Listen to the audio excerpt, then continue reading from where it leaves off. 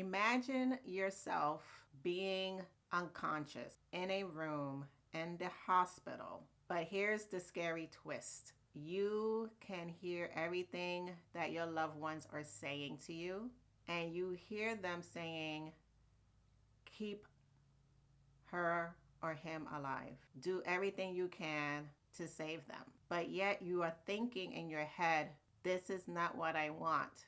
This is not my desire. Why are they holding on to me? Hello, and welcome to another episode of The Resilient Life with Rosie. Today, I'll be sharing part 2 of a 2-part series of end of life planning. I discussed in part 1 of why I'm discussing this. So now in part 2, I'll be finishing up with the last 2 questions. What is discussed in the end of life planning, which includes a living will and power of attorney. As you well know, if you keep up with celebrity news, we had the recent death of Matthew Perry, who is a co-star on the show Friends and a stunt man from the movie Black Panther. These two were very untimely deaths, and only God knows if they had a end of life planning. I've been doing a lot of research about this because I'll be doing a speech for my Toastmaster. And if any of you guys follow me on YouTube, I've discussed about my different learning experiences and the questions that had me think during Toastmasters and why I joined Toastmasters.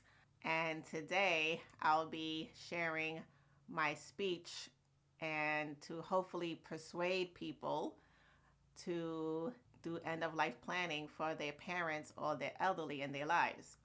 It's very interesting of the statistics that they have. And one of the things that they mentioned in the University of Michigan National Poll, that at the age of 18, you should start thinking of end of life planning, because at that age, your parents are no longer the people who dictate your health. It's now you are an adult and it's your choice to make. Isn't that crazy? I, at 18, still went to my mother for everything. I did not remember anything about myself. About, Mom, did I get this vaccine? Mom, Mom, Mom.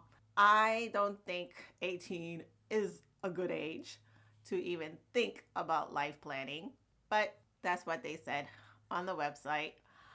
But this is for mainly elderly people in your lives. And if your parents are deceased, then think of your elderly aunt or uncle or any guardian in your life that's elderly. It is crazy to learn all these statistics. Less than half of adults over the age of 50 do not have an end of life planning. And of course, who wants to talk about death when you are alive and you're happy and you living it out? However, we all know death is a part of life, and dying is a process that we all go through.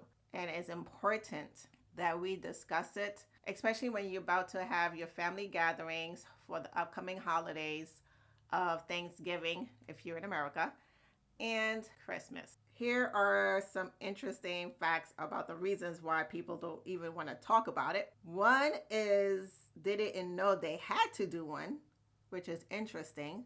Then also it was they didn't want to talk about it and they didn't think it was something necessary to do, and no one asked them to do it. And when I read that one, I thought, do you go to the doctor at all? I believe most elderly people go to the doctor at least once a year, since to me they're always complaining about something. My back hurts, my knee hurts, my elbow hurts, my head hurts.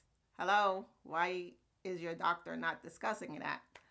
So if you have an elderly parent, please go with them to the doctor's office, because honestly, I go with my dad because it's amazing of when you get to the office and the doctor asks, sir, any complaints today? Oh no, everything is good. And I just look at my dad like, dude, driving here, you told me your stomach hurts, you feel nauseous, You don't have an appetite. I was like, tell him, this is why we're here. And he's like, oh, yeah. So my stomach's been hurting. And I'm just laughing in my head like, this is ridiculous. So I don't know if your elderly parent does this.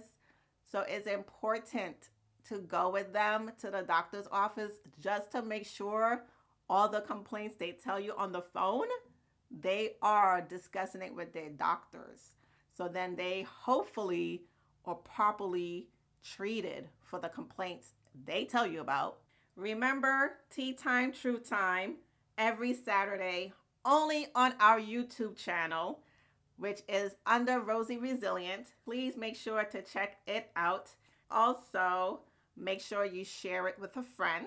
And here's the last two questions of what appears on a living will power of attorney. One of the questions, do you want to be cremated or buried? It is important to discuss that because you do not want to find out that your parent never wanted to be cremated. They wanted to be buried, and they actually had a burial site that you didn't know about.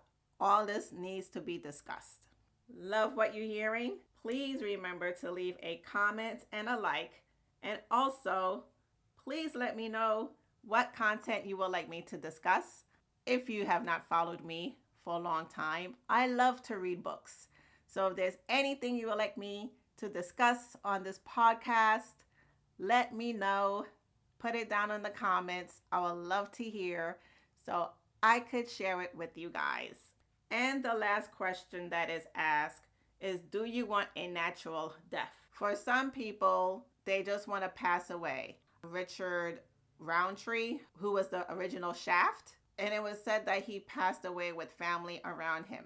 It's important to know how your parents want to leave this earth. As I started this podcast episode, if you are in a hospital room and hearing your family want to keep you alive, when you're hearing the doctor say she won't be able to walk, when you love to dance and you love to run, that will hurt to know that your family kept you alive for their own selfish reasons when you knew for yourself that you wouldn't ever want to be kept alive if there was a chance where I would not able to live again. So it's important to have that discussion for yourself as well as the elderly people in your life. Remember to join our email list on roadtoresilient.com. The link is in the description. Also, you could hear us on Apple and Spotify or wherever you get your audio podcast. And my YouTube people, please remember to like, comment, and share. I appreciate you all. And next week, I will have a nice 5-minute happy Thanksgiving message for you guys. Stay resilient.